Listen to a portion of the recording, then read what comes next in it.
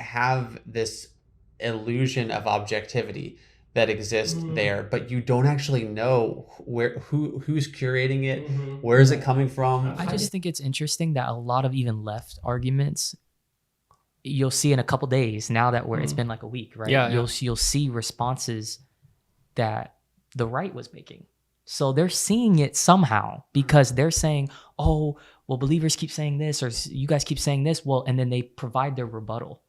So I'm like, that's very interesting. No, what you mean? I'm so curious. What do you mean? Like a lot of posts that I saw, right, were people's opinions about abortion. Sure. Now, like today, if I were to look on Instagram, it's a lot of posts, with the cute little infographics. It's debunking some pro-life views. So I'm like, they heard the pro-life argument from somewhere to the point where they made their own graphic to make a rebuttal. And I thought that was interesting because the right is like inundated by left. So it's easy for them to make their rebuttals and say, oh, well, you guys are, but I do say that there's on both sides, because I see the argument making a rebuttal to someone else's argument. So I'm like, they're seeing it from somewhere. But even that, I agree with you. And I think even that does that make sense? It does make sense. Like, what are you responding to? What are you bouncing off of? Right. But this is what's interesting is people aren't having a conversation. Yeah. People are just debunking each other's memes, and that's not actually fruitful. Like that's on both sides though. No. I agree. I 100% on both sides. It's total. I'm not saying this in a partisan way at all. It is like a legitimately. It's something that has become so ensconced in how our culture operates, and it's so toxic that you're not actually looking across the table from someone that you might have a different vantage point on, and like hearing them out and being like, what is behind the meme? Like what?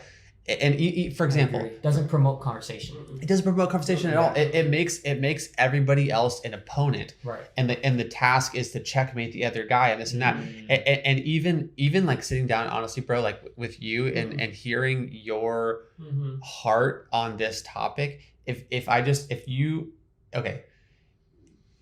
you posted a meme, I wouldn't understand any of what is. I wouldn't know what was motivating you. You would just have an idea and be like, I disagree with that idea, but I don't understand that you're trying to get at justice for these women, and you're feeling compassion in this particular way, and you're looking at the issue in this way. And like, I think that honestly, I think this has been like a very like cool and productive 100%. Conversation. Yeah. And even just that, where it's like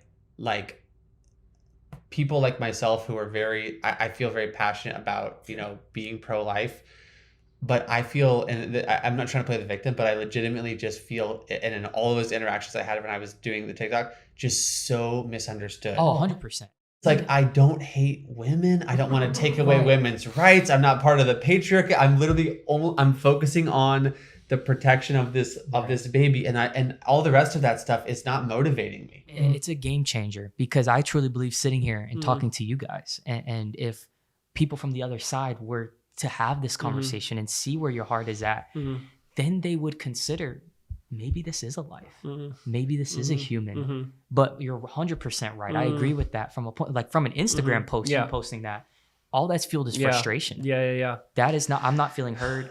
And I agree with you 100% that it's a game changer seeing where you're coming from, and the context of seeking justice and holiness. Like when we just hear those words, it's like a text message. It literally, that's what it is. It's a text, and it's not, there's no tone felt with it. It's awful. It's hard. Because when you tell me that here, it definitely hits different. It hits different.